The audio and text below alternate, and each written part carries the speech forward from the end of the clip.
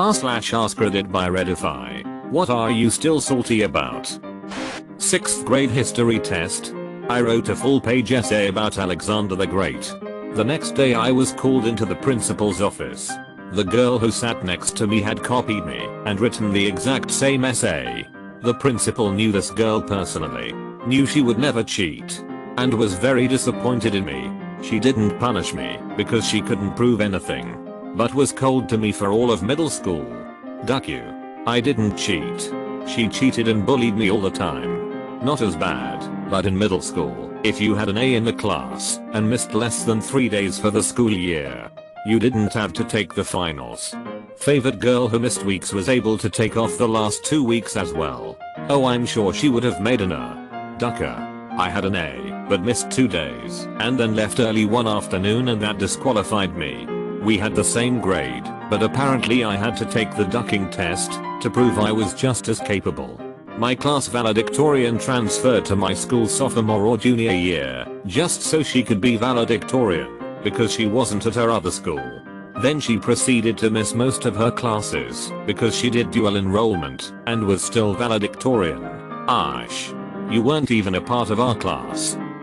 My parents kept talking about getting rid of their piano, but weren't ready to. I said that, since it was the one from my childhood that I grew up playing, and I didn't have one, I'd like to have it. They could let me know when they were ready to part with it. They said it was too much of a pain to move. We lived a block away. You could have literally rolled it out the back door and up the street, and they didn't want me paying a mover. So I said no worries. I'll wait as long as you like. This went on for a year. It came up almost once a week. I'd ask if I could just come get it. They said no, they weren't ready. No worries. They'd bring it over sometime. Then one day I came over and the piano was gone. I asked what was up and they said my cousin, who lives 3 hours away, had been looking for one for her daughters. So my dad had loaded it up into a truck he rented and personally delivered it. My parents claimed they didn't think I was interested in it. Remember this if either of them ever needs a kidney. I didn't think you were interested, boom, got him. One time I took a piece of cake to school as my lunch food. It was all I had for that day. One idiot decides, because it's cake I have to share it. I explain that it's all the food I brought for this day and thus will not be sharing. He suddenly gets up and smashes his hand into my cake. I try to protect it, but I was too slow.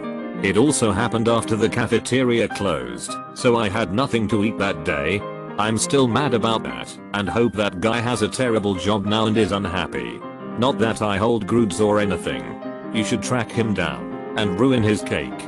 It on his cake. My parents bought my brother a guitar for Christmas. He learned the chords over a few weeks. Then when he realized it would take actual effort to learn, he quit and it went into a corner of his room and just started gathering dust. A few years later, when I was about 9 years old, I decided I wanted to learn the guitar. So I borrowed it, restrung it, and started learning. By an amazing coincidence, around the same time my brother decided the guitar was now his prized possession, and by a further amazing coincidence, he only ever felt the urge to practice whenever I wanted to use the guitar. One day, I'd saved up my money for a couple of months and bought myself a Beatles songbook. I got it home and went and grabbed the guitar. Of course, my brother suddenly decides he needs to play a C chord over and over. So, I protest to my parents. I'm using the guitar. He only wants it to stop me using it. He hadn't touched it in 3 years until I got interested. I was the one who paid to have the guitar set up and paid for the strings, so can they please just make him leave me alone for a freaking hour so I can try out some of the songs in my new songbook? They tell me, no, that it's my brother's guitar. It belongs to him. So I have to give it to him. Now, this is the part I'm still really ducking salty about. I give the guitar to him, and he asks to borrow my new songbook. I tell him to duck right off. So he whines to my parents and they make me lend it to him, because after all, I can't do anything with it without a guitar. Yeah, it's my brother's guitar. It belongs to him. So I have to give it to him. It's my songbook. It belongs to me. But suddenly none of that counts and I should be reasonable. Part that makes me even saltier.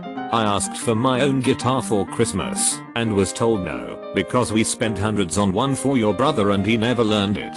We are not making that mistake again. Edit obligatory thanks for the gold. For everyone asking.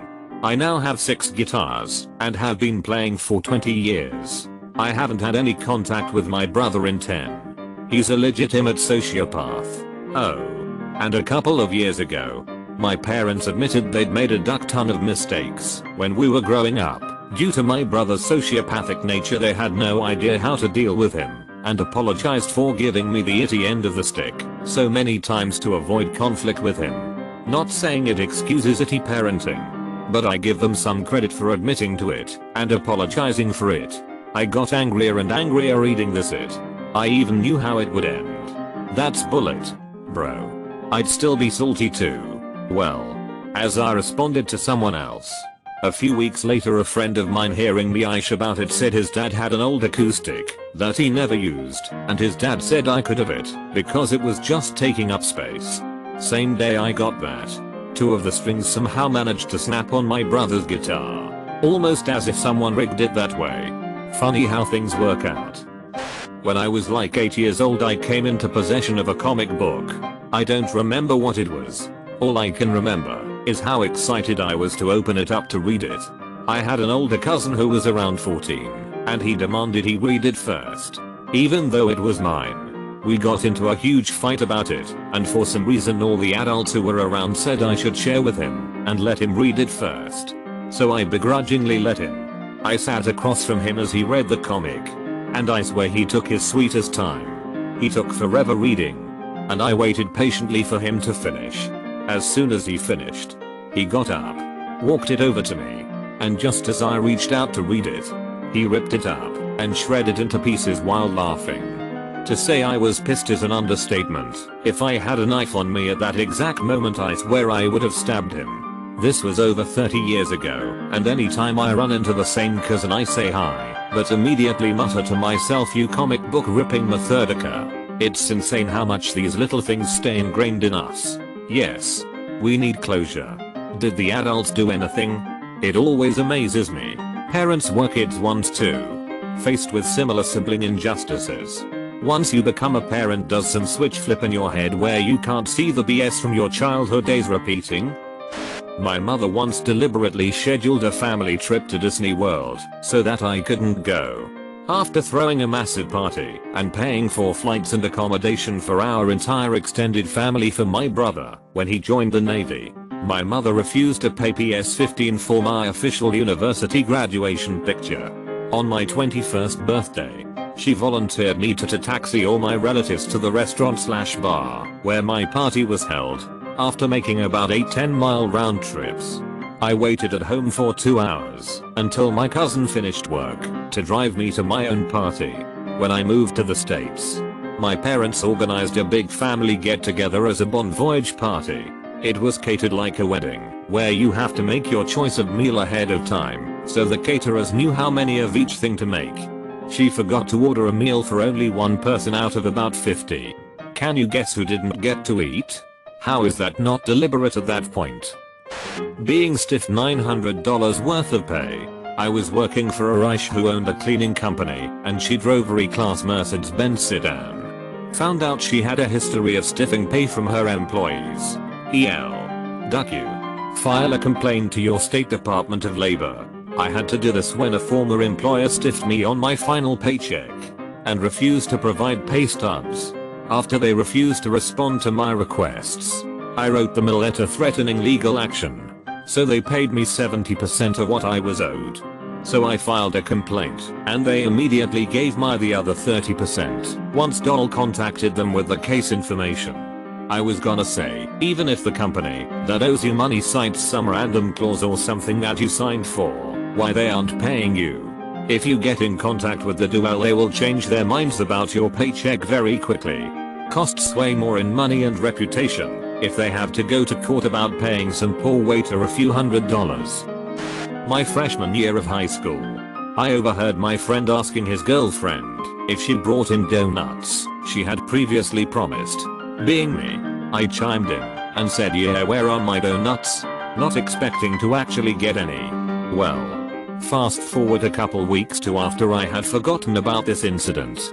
She brought me an entire bag of mini chocolate nets.